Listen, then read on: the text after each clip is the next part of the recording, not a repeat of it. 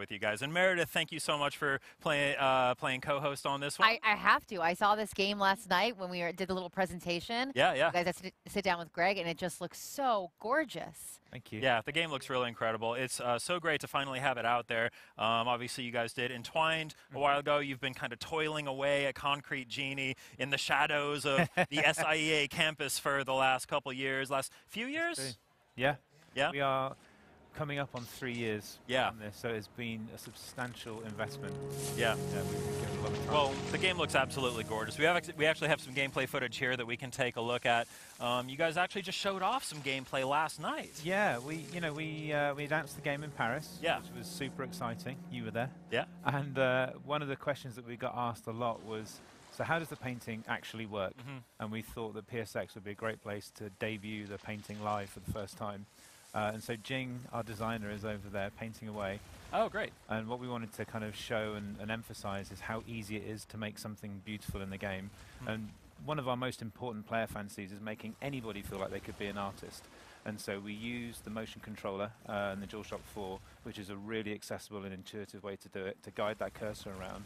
And then we take the marks and the strokes that you leave in the world and grow them into something beautiful. And there's a whole selection of brushes that you find as you play through the game, and each of them behaves a little bit differently. And there's a lot of nuance to them, but they're really easy to use. So we try and give them a lot of depth for you to discover over time. Oh yeah. Well, I will be the true test of how accessible this mechanic is, because I cannot draw to save my life. I couldn't draw my way out of a paper bag.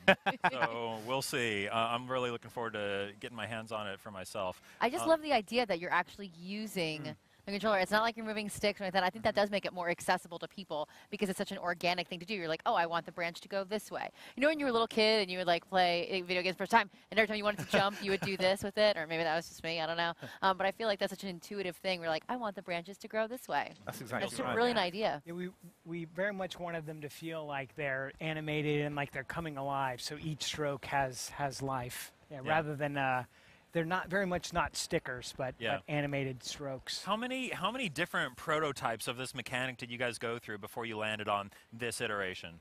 Oh, that's a good question. We've had 3 major goes at the painting mechanics, and it wasn't until we hit on this one that gave you just the right amount of freedom, and then we add a lot of assistance over the top of it, that we hit that kind of perfect spot of making something beautiful, but you still feel like you did it. Yeah. And that's a really important part of making you care about it and invest in it. But yes, it's our third run at those mechanics. Oh, wow. And I'd say one of the other big breakthroughs that kind of made it all fall into place was making sure that you could paint anywhere in the world. And the interesting thing then is that everybody's version of this game will look completely different. Wow. So everything we're seeing here, this was a blank wall when we started this segment, right?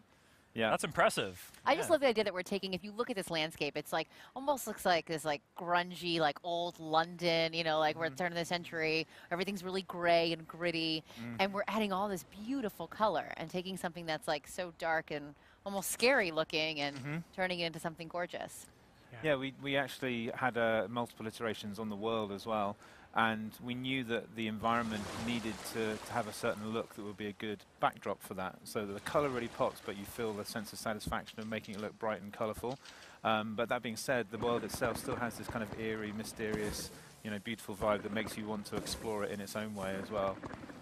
Yeah, we wanted the world to feel very, very handcrafted, so there's a lot of attention to detail. So it was important to get just the right size for the city so that the team could go in there and really make sure that it was the right quality.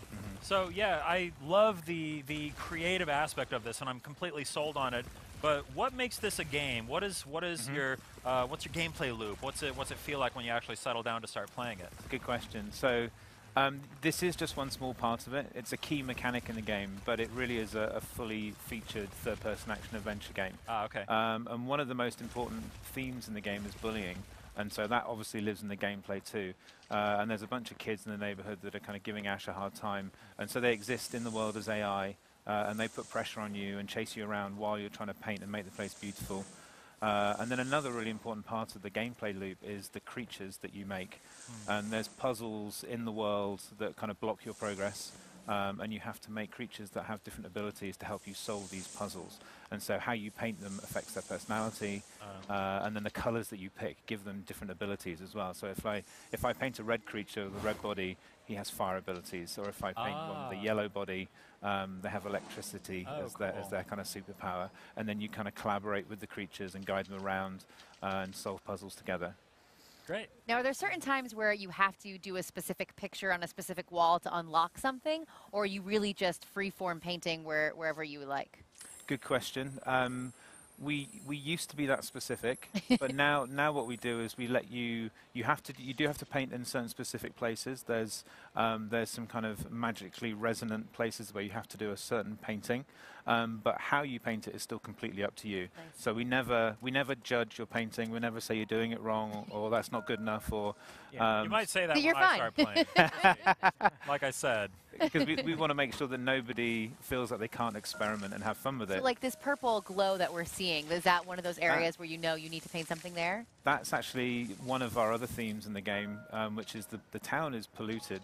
So one of the reasons that it's practically abandoned, this fishing village, is that there's been some kind of environmental disaster that's killed all the wildlife locally and made people move away from the town. And Ash discovers that his magic paint can actually cleanse and clean that off. And so yeah, those are part of the gameplay loop too. So are there, internally, when you guys are building the game, are there moments where someone will say, you have to see this thing that I just painted in the game, it came out great. Do you guys like share your creations with one another? That's exactly right. Yeah. That is literally exactly what Really? happens. Because it's you don't know until you start painting with it how everyone's going to use it. Yeah. And I can remember having reviews with Scott Rhodey and Connie and Ken Inagaki, and one of the things that they love about games that require the player to kind of have some agency in what they create is using things in unexpected ways. Yeah. And so we've made sure that you can use them however you want. So you might consider this a traditional use of the tree and the grass, but you can have the grass in the ceiling, you can have the plants hanging upside down, you can have 10 moons in there or just one. And so, yeah, it's a good opportunity to let people kind of run wild. And once we put those things into the build and we let the team play with it or other people on the floor at Sony, you never really know until you see people experimenting how it's going to turn out. And we've had people from other teams within Worldwide Studios come and do amazing kind of abstract compositions that never would have occurred to us. Yeah. And they do it so quickly as well. Now, do the monsters follow you around after you kind of like make them your friends and you make them come to life? That's right. They have their own AI as well, so they're kind of mischievous, quirky. And they have different personalities as well, but you can guide them as well. So you can hold your brush up and pull them around like Jing's doing right now and pull them around the environment and get them to go where you need to go. And they also interact with the paintings, which is really fun. So as you're painting your kind of landscape, it's like making a home for them, really. Yeah. And they'll play with the butterflies or blow the dandelions. Yeah, even how you paint them changes their animation. So if you really? paint a quadruped, paint them horizontally, they'll act more like a quadruped would. They'll howl at the moon and run a unique set of animation. So yeah, we basically look at whether you've done a more horizontal or a more vertical stroke for the body, and Jing's doing what will probably hopefully turn into a dog-like creature. Whatever it is, it looks cool. Yeah, they react to each other and to the world. Yeah. So there's a lot of unexpected things that happen when they run their AI. There we go. We got some new Oh, yeah. friends. Look at them.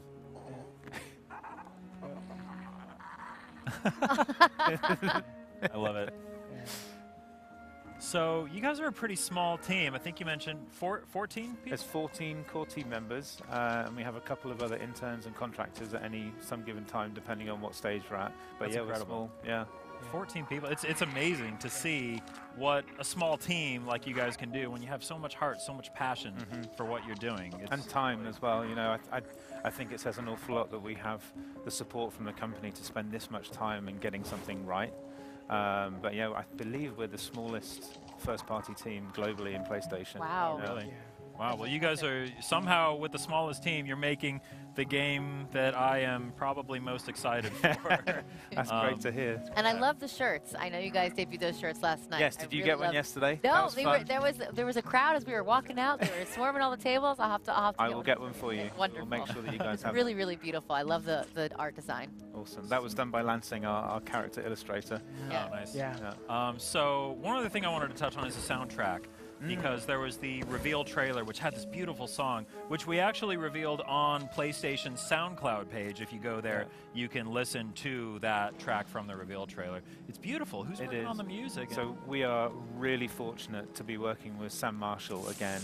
And Sam was the composer that we worked with on Entwined. And, you know, it's quite a luxury for us being at the head office, because we get to work with the sound department intimately from the very beginning of the game. And Sam this time is our audio director as well as our composer, and he's been with us right since the very beginning of the project. And it's great because you can have the music and the design influence each other.